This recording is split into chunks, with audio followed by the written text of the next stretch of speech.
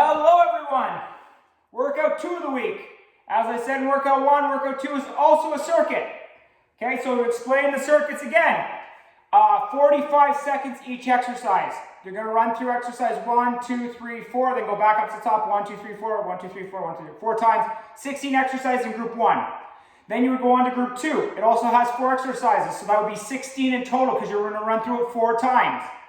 Okay, so you go on exercise 1, 2, 3, 4, back up to the top, again, all the way through, all the way through, all the way through 4 times. Okay, so 16 exercises group 1, 16 exercises group 2, 45 seconds each exercise. All right, so try and keep your rest to a minimum. As I say always, form and technique is far more important than speed. Okay, so if you have good technique and good form, obviously we cut down on the rest. Okay, because that's the goal, keep an elevated heart rate. But that being said, use your own discretion. If you notice form and technique are wavering a little bit, and that's the great thing if you're taping your workouts as well, you can see it, right? There's no guessing. You can see if you're coming a little too forward on your squats. You can see if you're losing that core engaged or those, what I call quote unquote the tennis ball between your shoulder blades locked in, okay? You can see if your gaze is not in a proper position, right? If your foot placement isn't right. So utilize those as well. Tape yourself. It's always a great tool. All right, so group 1 today, we're going to have dips. We're going to have pistol squats. We're going to have 2 hands, 1 foot sit-ups, and we're going to have skater strides. Okay, so first off, dips. Dips are going to be done on a stair, chair, a box. If you have a bench, that's perfect as well. I'm going to use the bench today. In the past, I've used a chair. If you use a chair, make sure it's a stable steel wood chair. Don't use one of those plastic chairs. We've had issues in the past, obviously. It's got to be able to hold your body weight. All right, so dips. Big thing with dips, get your hands right underneath your shoulders. Get them tight in the body. You don't want them out wide because it's going to add stress to the shoulders you don't need. Okay, so in tight, bring those elbows in to create torque. All right, walk yourself out. All right, you're going to go down to 90 and back up. Okay, don't venture way far out. Try and keep your back close to that bench. Okay? All right, if that's too tough, bring your feet in. Use them as a lever as well to push you back up. If that's too tough, walk them in even farther. Okay? So you take that stress off your body, you can utilize the lower body a little bit. Okay, so that's the dips. Again, remember, core tight always, shoulder blades back like you're holding a tennis ball, get those arms underneath your shoulders. All right, that's your dips. Next, pistol squat. Okay, so again, pistol squat, you can do it on a chair, stair, box, coffee table, whatever you have of this height that's stable. All right, big thing with a pistol squat. You're going to want to get close to your bench so you don't miss it. So what I always do is before I actually lift a foot, I get in the position I think is proper and I sit down. And if I sit on the bench, obviously I know that should be fairly decent for my pistol squat. All right, so big thing again, get those feet spread out wide, those toes spread out wide, sorry. Lock your big toe in, back heel, get those toes locked right in. Create a good, stable foot position because that's where a lot of the issues happen is foot stability, being in contact with the ground and creating torque. Because what will happen is, if you ever notice people where they cave, they have that foot, a lot of the time it's that foot pressure. Obviously, there are other components that can tie into that, but a lot of times it's negating the actual step of getting that foot locked in. Okay, so I'm going to again start off. I'm sitting down, get about 90, stand up. Okay, so now I'm going to get that big toe locked in, that back heel locked in, core tight, shoulder blades back. I keep my hands out. Okay, down slowly. 1, 2, 3, 4, 5, sit down, drive up. 1, 2, 3, 4, 5, sit down, drive up. Okay, so you're going to do that 5 times. And then you're going to switch feet. So again, big toe, back heel, you're going to push mid-foot, get locked in. All right, go down, 1, 2, 3, 4, 5, drive up. 1, 2, 3, 4, 5, drive up. And you can notice there, even you'll feel it, right? Like my foot pressure wasn't perfect on my right side and I felt a little bit of a shake. A lot of times that is back down to your foot pressure, right? You get your foot locked in, you create that torque with that leg, knee slightly pulled out, and then you're tight.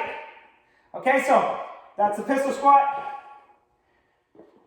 All right, 1, 2, 3, 4, 5, touch, drive.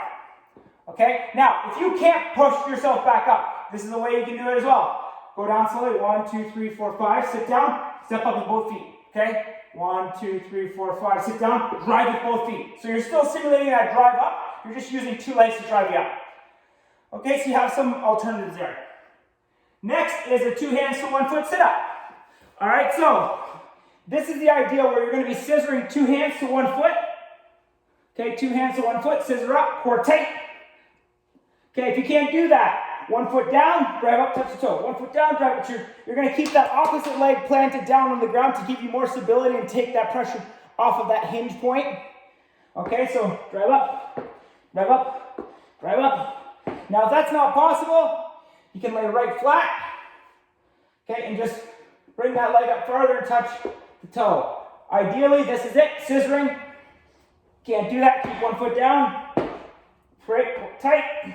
If that's not possible, lay flat. Okay, bring legs right up. All right, so that's a 2 hands to 1 foot sit-up. Next is skater stride. So, the idea with the skater stride is you're gonna jump laterally, catch it, and use that to propel you back. So on a skater stride, I'm gonna create that torque by a slight twist, driving that arm back and driving across with that arm. Okay, so that leg's gonna come back. So the inside leg's gonna come back at the same time the outside arm comes forward.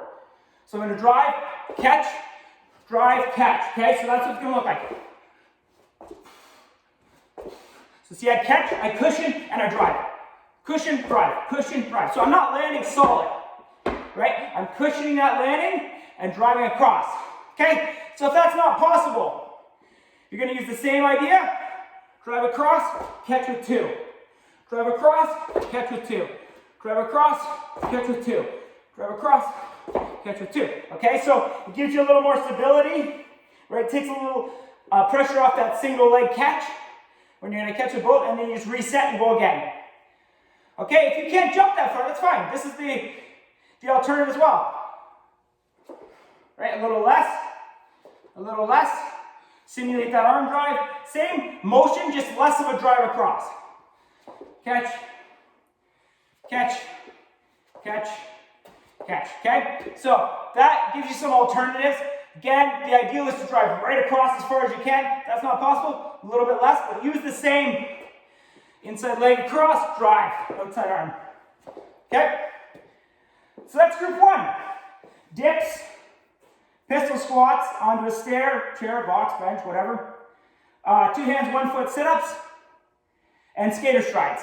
Okay? So group 2, we're going to do V-sits, circular bear crawl, alternating T-stands, and then box jump onto a stair, chair, box, whatever you have, back down into a burpee. All right? I know, everybody's favorite. So, first one, V-sits. Okay, V-sits, instead of like the first one, the 2 hands to 1 foot, okay, you're going to drive up with both at the same time. So this is the ideal. Up, up, up. Okay? Or you're actually driving up and hinging at the core. That's taking most of the burn of the exercise. Now, if that's not possible, you can go back to your 2 hands, 1 foot. Okay? So that is the variation we can utilize if you can't do your V-sit. But this is the ideal. Really drive up, get it. You can see my knees are slightly bent. You don't want them straight, because then you can't engage your core. So slightly bent on the knee, that will engage your core when you come up to touch your toe. Okay? So that's your V-sits. Now, circular bear crawl. You're going to get into your bear crawl position with your knees are at 90. Knees are about 1 inch off the ground. Okay? Hands underneath your shoulders. Spread the fingers out wide. Get them underneath your shoulders. A wide push mid-hand. Get those elbows locked in to create torque. Core tight, shoulder blades back. So this is it here. And I'm going to walk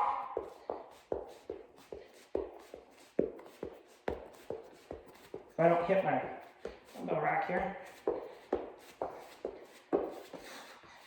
So don't step out too far, right? You want to try and keep that barefoot. You're going to go not all the way around. All the way back. So hands always stay underneath your shoulders.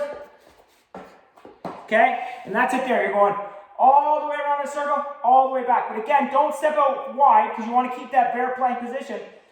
Small, short lateral steps. And at the same time, your hands are turning inside that little circle, basically. If you think of a circle inside your mat here, you're going to stay right around that small circle. You're not going to get way out wide. Okay, and what that'll do is that'll always keep your hands underneath your shoulders. Okay, so that's your circular bear crawl. Alternating T-stands.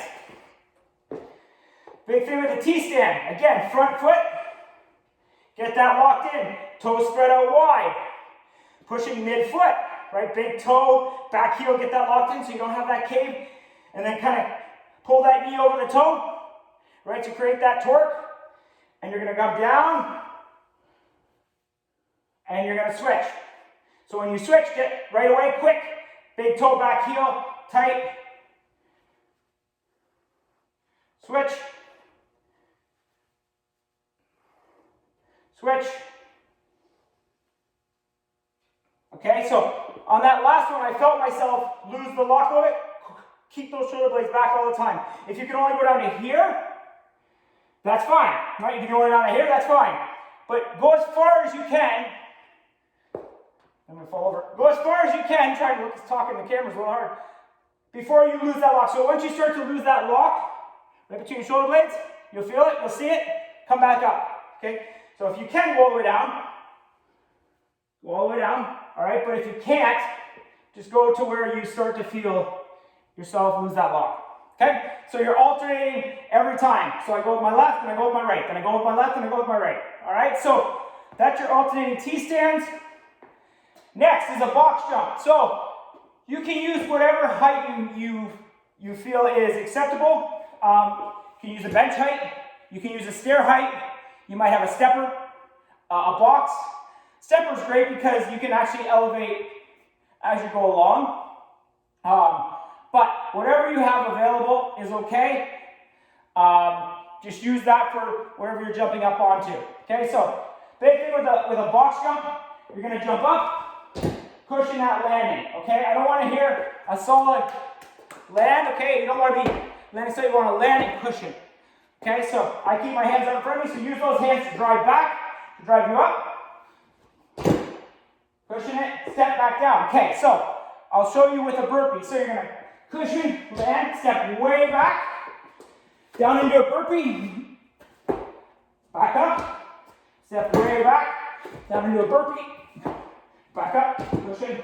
Okay, so if you want to go to your knees, you're going to cushion that landing, step way back, down into your knees, create that good plank position, not butt up, not hips down, hands beneath your shoulders, push up, keep those toes locked, drive up, cushion, okay? So, there's your box jump with a burpee. All right, if you don't have a box, okay, let's say you don't have it, or something to jump up on, what to do instead is do your long jump burpees. Okay, so jump out, down into a burpee, turn around, jump out, down into a burpee. Okay, so instead of jumping up onto a box, which is the ideal, do a long jump. Okay, so that's group 2. You got V-sets, circular bear crawls, alternating T-stands, and box jump with a burpee. Okay, so if you have any questions, let me know.